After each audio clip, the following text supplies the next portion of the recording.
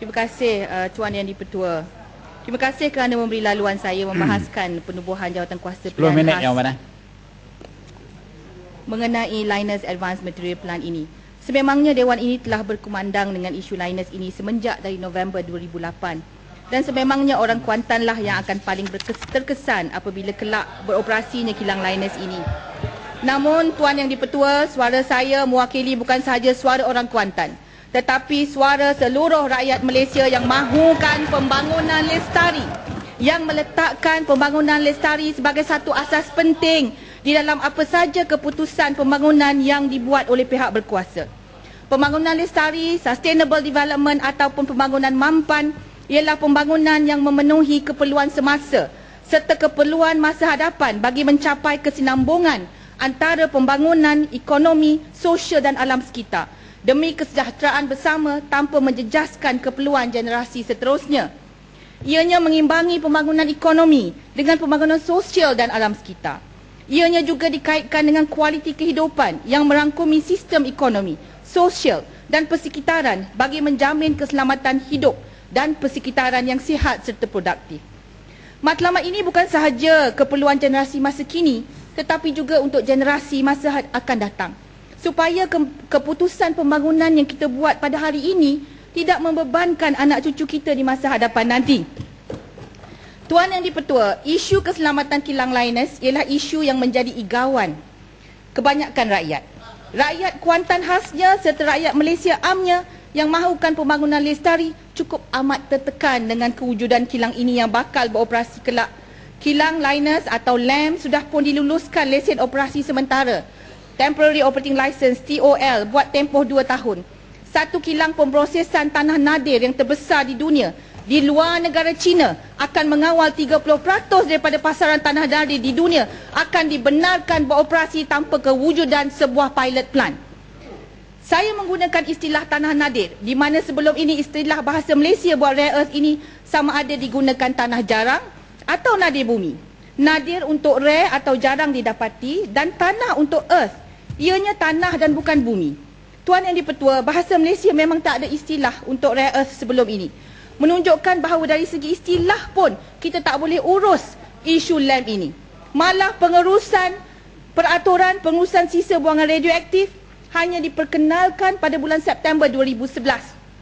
Pada bulan Jun 2011 pula ditambah ke dalam senarai yang memerlukan detail EIA satu aktiviti seperti LAM ini.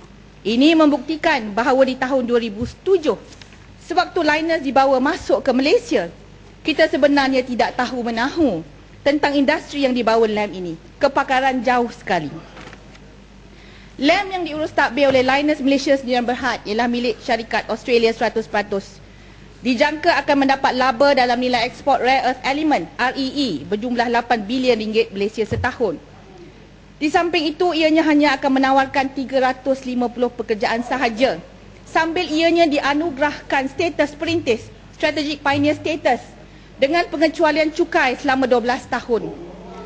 Belum pun LAM beroperasi, ianya sudah pun menolak pelabur lain dari Kuantan. Satu syarikat hartanah yang menawarkan apartmen peranginan mewah di Kuantan, iaitu syarikat Gold Coast Resort Kuantan, yang akan menawarkan 2 kali ganda bilangan pekerjaan berbanding LAM, telah pun menyatakan hasrat untuk menarik diri sekiranya LAM dibenarkan beroperasi di Gebeng. Nilai hartanah di Kuantan juga sudah jatuh dan ramai yang mengatakan bahawa mereka akan berpindah keluar dari Kuantan sekiranya LAM beroperasi kelak. Kuantan yang dikenali sebagai destinasi pelancongan dan pilihan tempat untuk bersara, sudah pasti akan kehilangan tarikan dan kemungkinan Kuantan menjadi bandar mati seperti Bukit Merah tidak boleh ditolak sama sekali. Tuan Yang di-Pertua, hari demi hari pelbagai pihak telah terus-menerus membuat kenyataan bahawa LAM adalah selamat, daripada Menteri Bahasa Pahang hinggalah kepada Perdana Menteri Malaysia yang juga dari Pahang. Pelbagai taktik digunakan, pelbagai media bilik kerajaan digunakan dalam usaha untuk menenangkan orang Kuantan. Akan tetapi janji-janji ini bukan menenangkan, malah ianya menambahkan kerisauan orang Kuantan. Tambah pula ianya disertai dengan kenyataan yang bercanggah dan kontradiksi dari pelbagai agensi dan kerajaan. Satu ketika Menteri Kesihatan membuat kenyataan akan hantar sisa buangan radioaktif dari LAM balik ke Australia. Kemudian Director Jeneral AALB berkata mungkin akan dihantar ke tapak bekas lombong mana-mana di Malaysia seperti di Sungai Lembing. Kemudian Menteri MITI pula kata ianya tidak radioaktif. Manakala Linus pula dengan wewenangnya mengumumkan akan mengkomersialkan sisa buangan radioaktif mereka.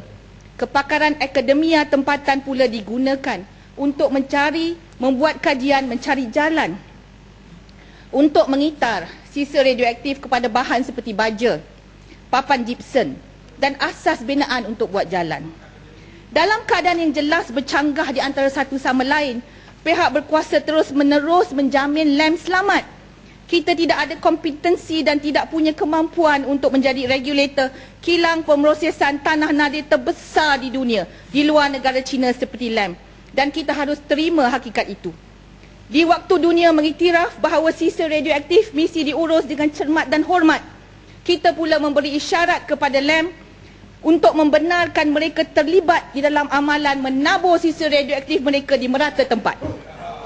Tuan Yang di-Pertua, penting untuk ditegaskan serta diiktiraf oleh Dewan Yang Mulia ini bahawa isu keselamatan yang kita bicarakan merupakan isu yang multifaceted dengan izin. Maksudnya, isu keselamatan berkaitan LAM tidak boleh dilihat dari satu sudut sahaja. Hazard atau bahayanya LAM wajar dilihat dari pelbagai aspek dan pelbagai sudut. Justru itu menuntut kepakaran yang pelbagai disiplin juga. Setakat ini, Linus mengenengahkan pakar nuklear fizik untuk menyokong hujah bahawa LAM itu selamat. Pihak BN pun sama. Pakar nuklear fizik menjamin keselamatan dari aspek radiasi luaran sahaja, Tuan Yang di-Pertua, tanpa melihat kepada radiasi dalaman ataupun internal emitters. Linus juga langsung tidak berani untuk berbicara berkenaan keselamatan LAM dari sudut bagaimana sisa buangan radioaktif seperti thorium dan uranium yang mempunyai jangka separuh hayat 14 bilion tahun akan meninggalkan kesan kepada alam sekitar. Mahupun dari sudut public health atau kesihatan awam pun Linus tidak berani berhujah. Thorium yang seperti kita ketahui ialah sejenis karsinogen, iaitu ianya boleh menyebabkan kanser. Ada 2 minit. Di mana pakar-pakar kesihatan awam seperti toksikologis serta epidemiologis telah menegaskan bahawa tiada kadar yang selamat buat karsinogen. Pohon Yang di-Pertua tadi saya ingat tadi Tan Sri Yang di-Pertua kata kita boleh gunakan masa sepenuhnya. No safe threshold for carcinogen dengan kehadiran penduduk terdekat hanya dalam jarak 2 km dari LAM, tentu sekali kerajaan yang mendahulukan keperluan rakyat akan mengambil langkah berjaga-jaga. The precautionary principle apply. Ada pihak yang berselindung dengan mengatakan bahawa thorium dan uranium adalah normal occurring radioactive material. Akan tetapi Linus tahu bahawa selepas melalui proses melibatkan asid di suhu yang tinggi, thorium dan uranium ini sudah menjadi TENOM, technologically enhanced normal occurring radioactive material. Malah Linus mengaku sendiri bahawa sisa mereka merupakan TENOM di dalam RIA, Radiological Impact Assessment Report. Linus. Kuantan. Saya nak minta penjelasan daripada Yang Berhormat Kuantan. Apa yang disebutkan tadi sebagai radiasi luaran dan radiasi. Saya minta sebab tadi Yang Berhormat, saya dah tetap masa Yang Berhormat. Sebab tadi saya minta tolonglah bagi saya peluang bekerja dekat sini macam Okey, saya tutup Tuan Yang di-Pertua sebab saya ingat tadi apa yang Tuan Yang di-Pertua, saya ingin sebab saya ingat tadi apa yang dikatakan oleh Tan Sri Yang di-Pertua speaker tadi, boleh gunakan masa sehingga pukul 1 ya. Tuan Yang di-Pertua, ya saya ingat sebelum Tan Sri tadi, Linus tidak akan berani berhujah mengenai best practice atau amalan terpuji. Ingat berkenaan dengan Unocal di Mountain Pass, California yang pernah berlaku kebocoran sisa buangan radioaktif di tahun 90-an.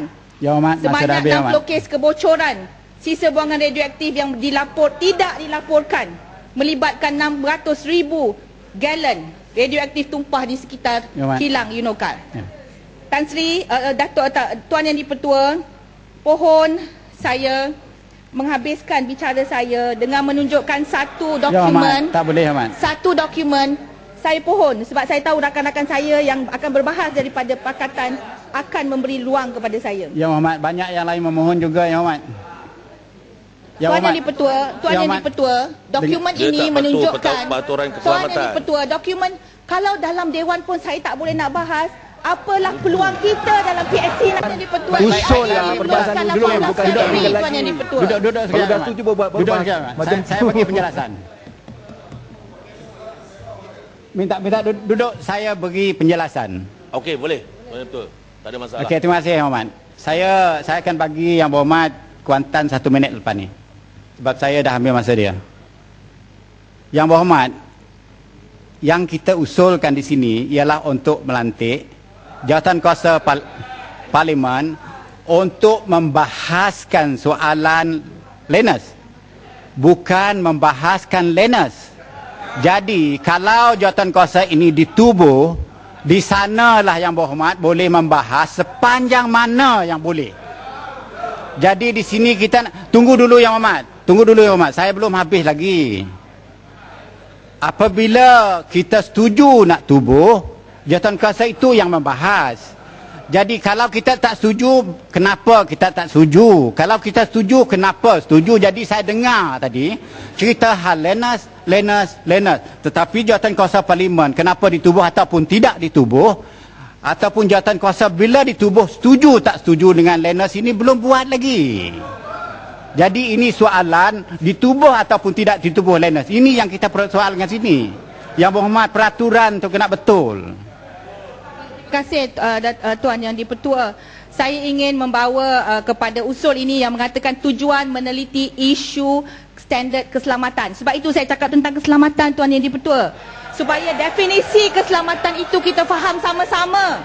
Sebab jangan kata keselamatan itu dari sudut radiasi sahaja. Ianya lebih luas daripada itu. Saya ingin menghabiskan sesi ini dengan mengatakan bahawa syarat-syarat term of reference mesti jelas. Pertama, kalau kita serius untuk jalankan jawatankuasa ini, pertama, segala kerja binaan ke atas land mesti dihentikan. Kedua, segala import bahan galian tanah nadir dari Australia mesti dibekukan. Dan ketiga, semua agensi yang terlibat sebagai regulator berhenti membuat kenyataan berkenaan keselamatan LAM sehinggalah jawatankuasa ini menyiapkan laporan terperinci berkaitan keselamatan projek LAM. Sekiranya kerajaan benar-benar ikhlas untuk meneliti keselamatan LAM, maka mandat berkenaan keputusan nasib dan masa depan LAM mesti diberikan kepada jawatankuasa ini untuk menyarankannya. Apa saja yang kurang dari di atas akan dianggap sebagai sandiwara, main wayang menjelang pilihan raya oleh rakyat Kuantan. Terima kasih.